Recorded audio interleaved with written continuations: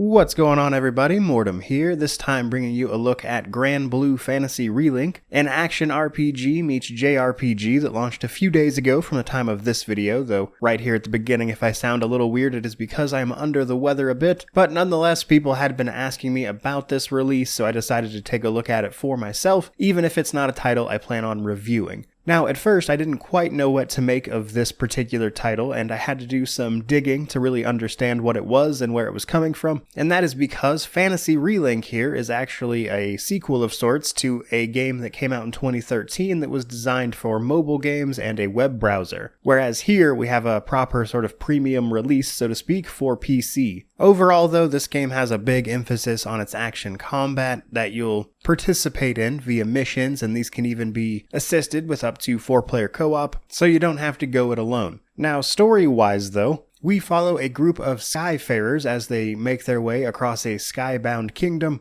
searching for a lost island said to grant wishes. In doing so, we come into contact with all sorts of fantastical beasts known as primal beasts, and a mysterious church of Avia who is causing problems in the region that you would naturally like to get involved with and solve. Otherwise, we wouldn't have much of a game. Now, it's my understanding that this only actually runs about 20 or so hours, but that the bulk of the mechanics and the combat and things come into play afterwards. So the story, in theory, should be pretty short and sweet, with combat and missions taking up the bulk of it. Outside of main story missions, we'll be running around a town hub area that serves as our place to upgrade our weapons and characters, and pick up side quests and missions. Most of these missions are standalone endeavors that you'll depart to, go tackle, usually fight some enemies, a boss, etc., get some loot, come back, which rewards you with various supplies that you can then use to upgrade your weapon, which can be done via the blacksmith. This comes down to upgrading the level of your weapon, and a little later on you can break the level cap of it, initially, which is fairly low, to continue upgrading it farther, though all of this of course requires materials. Later on you can even add sigils with all sorts of effects that change up how that weapon works. There's also, of course, multiple weapons, but as you fight enemies and participate in other activities, you'll be gaining mastery points. These can be spent on various mastery skill trees for each individual character that you'll come across. That mostly increases their combat effectiveness in one way or another, though this pool of mastery points does seem to be split between all of your characters. And while party-wise you'll start with the cast from the original title, from what I understand, you'll start to earn unlocks for other people that can join your crew, which come with their own backstories and move sets that make them a unique character to play. Each character has an associated type,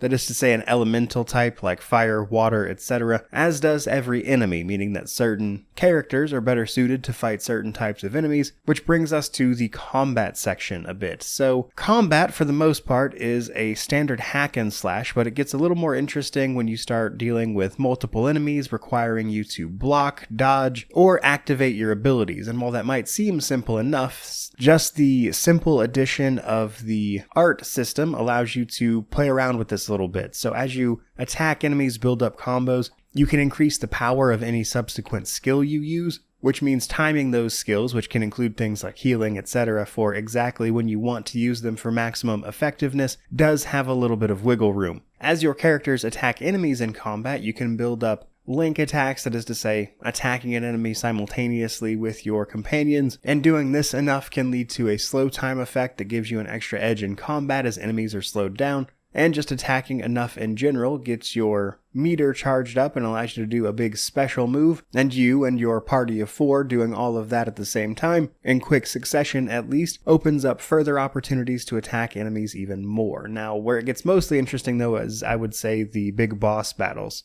As you deal damage to a boss initially, it will fill up its mode gauge. When it's full, it goes into overdrive mode, where it deals more damage and is generally more aggressive. But once you take out that gauge, it goes into break mode, where it starts taking additional damage, which is where you can really deal out your best combos before starting that cycle over again. And to mix it up a little bit farther, they also have a bloodthirst mode, which sees them doing their biggest attacks generally. And overall, I would say combat has been a fair bit of fun, if a little bit simple here in the beginning. There's a few different difficulties you can choose from, though it's my understanding that in the post-game more and more will unlock. allowing you to take on bigger and bigger challenges, so I'm curious how much the combat would keep up with a maxed out, min-maxed character, as I believe that is a big part of the end game here. Overall though, I'd say that's probably the biggest stuff to know jumping into this title, but what struck me the most really right away was the very striking art style that goes into basically everything, creatures included, which certainly draws the eye. Overall though, having spent a little time with it myself, it seems like a very solid action RPG with a decent if straightforward story and some fantastical monsters to fight. I will say I've seen some people talking about issues getting the game to run, especially when it comes to co-op though, but I can't really speak much about that as I didn't really have any issues personally. But I'd say the game seems to succeed at the thing it's trying to do, which made for a fun few hours on my end at least. Now when it comes to taking a further look at this title, I'm frankly too swamped to do so. So if I do wind up reviewing this one, it will be much later when my schedule is free, but I will certainly think about it as I enjoyed the little bit of time I did spend with it. That is going to do it for today, however, so I certainly hope you enjoyed this look at Granblue Fantasy Relink. Let me know what you think about the title down in the comment section below, which of course means to like, comment, subscribe, all that YouTube jazz. But regardless of any of that, truly, just thank you so much for watching. I really do appreciate it. May you wander in wisdom and have an amazing day.